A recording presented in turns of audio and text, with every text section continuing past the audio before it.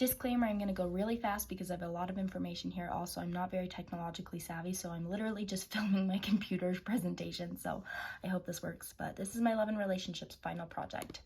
I chose to study Mila Kunis and Ashton Kutcher. So it all started here on That 70s Show. Christopher Ashton Kutcher and Milena Markovna Kunis met as castmates on That 70s Show in 1998 as the heartthrob couple Jackie Burkhart and Michael Kelso. The show ran for 8 seasons, wrapping in 2006. Then and now, today, Mila and Ashton are happily married with 2 kids, and let's take a deeper look into this couple's history. So their first kiss happened in 1998 on the TV series That 70s Show, and that was also Mila Kunis's first kiss. She was 14 at the time. It was kind of awkward because Ashton was 19, so I think he felt a little uncomfortable about it at first, but Mila had recognized him because he was a Calvin Klein model, so she was very excited. Let's fast forward a little to when Ashton met Demi Moore in the spring of 2003 at a casual dinner with some mutual friends, and then they were seen on a double date with some other celebrities afterward. As a 25-year-old newcomer to Hollywood dating a 40-year-old who'd earned their place long ago, the 15-year age difference brought a lot of attention to their relationship.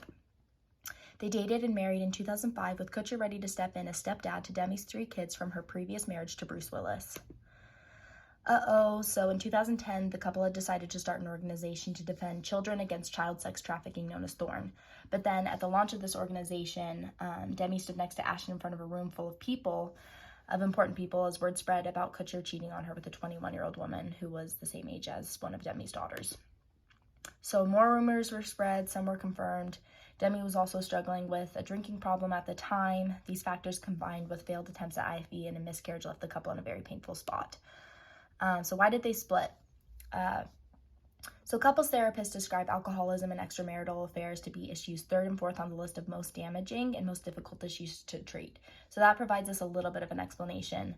I think this split was really difficult for both of them because they had a lot of intimate communication. Ashton was the first person she had opened up to about her experience of being raped when she was 15. So this relationship was idolized in media, but during the marriage, from what I can understand, I don't think that they were as supportive of each other's goals. Demi struggled with alcoholism, and Ashton was 25 when they met, and he was still kind of in a partying phase, and Ashton took a long break from acting after the marriage because I think he was seeking that privacy, and he didn't get much of that during their marriage. And so I think it was just really difficult for both of them. The ending of a 6-year marriage was really hard, and Kutcher notes what a major failure divorce feels like for a couple. He's since spoken out about what a time of self-improvement that was, and he's been open about the embarrassment he felt for ending a marriage, stating, "You own the shit you did wrong and you go forward." So what was going on with Mila? 2003, Mila Kunis, 18 at the time, began dating Kevin from Home Alone, Macaulay Culkin, 21, and their relationship continued until their quiet split in 2011. They both began their careers as child actors, and they relied on one another from a young age and continued to for years throughout their relationship. Little has been released about this, the reasoning behind their split. I have my own understanding of what I think happened, and that's kind of this stress spillover and the stress and its effect on couples. So the split occurred soon after the release of Black Swan, and Kunis reports how much this role required from her both time and mental health. And so she was preparing for that role for at least a year, and then filming took a really long time. So I'd say of their 8-year relationship, 2 years of that was consumed by this movie. And during the movie, I mean, she got down to 98 pounds, and it kind of took over a lot of her life. She had to learn really stressful ballet disciplines, and afterward, she fell into a binge eating disorder. And so from what I know about eating disorders, it sends your nervous system into this state of fight or flight where you're just constantly stressed, and so you're not able to offer that empathy and show up in some of those necessary ways because your cognitive resources are being exhausted.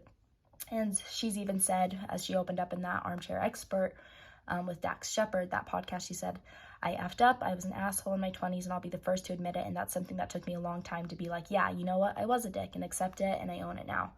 So I think that there was just that stress spillover, and that's just one partial explanation, but I think that that's really relevant to their ending.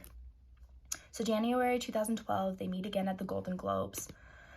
Mila was then invited by Ashton to a house party of his in Hollywood Hills, and Mila later learned that Ashton was actually trying to set her up with one of his friends who didn't end up showing up that night.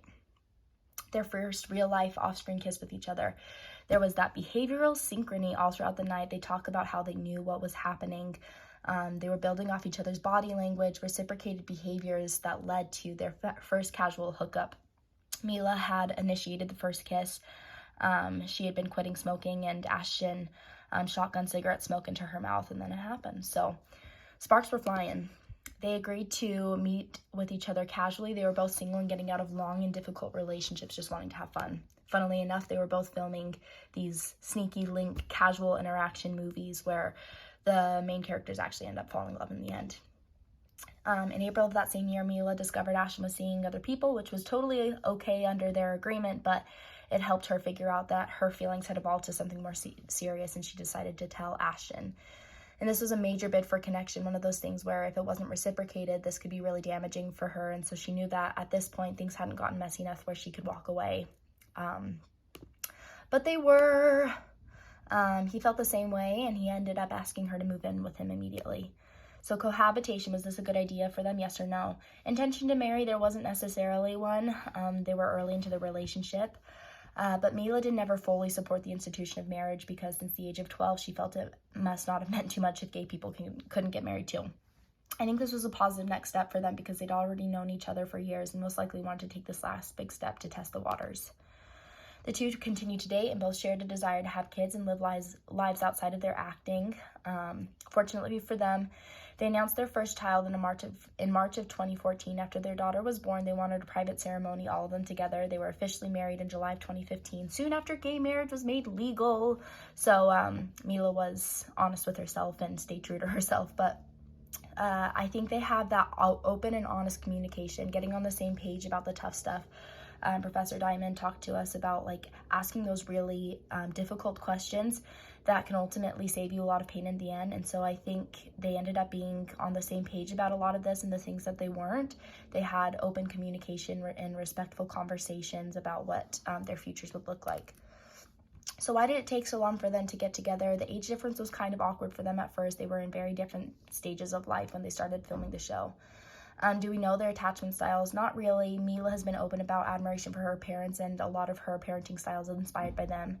Ashton was also close with his parents, but some of Ashton's past behaviors lead me to believe he wasn't as securely attached. Substance abuse and cheating reflective of some avoidant characteristics, or maybe just being married and having 3 stepkids before his prefrontal cortex was fully developed. I think they're securely attached with each other, though, both descriptive of the safety felt in their relationship, describe home and each other as a sanctuary and freedom to be their full selves.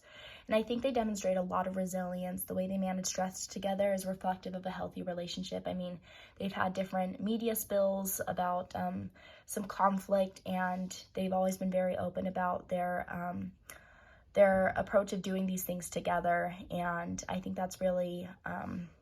I don't know, this last question kind of wraps it up. Do I like this couple together? Yes, they show several characteristics of a strong couple, undergone difficulties in other relationships, and they've done a lot of growth to get to where they are.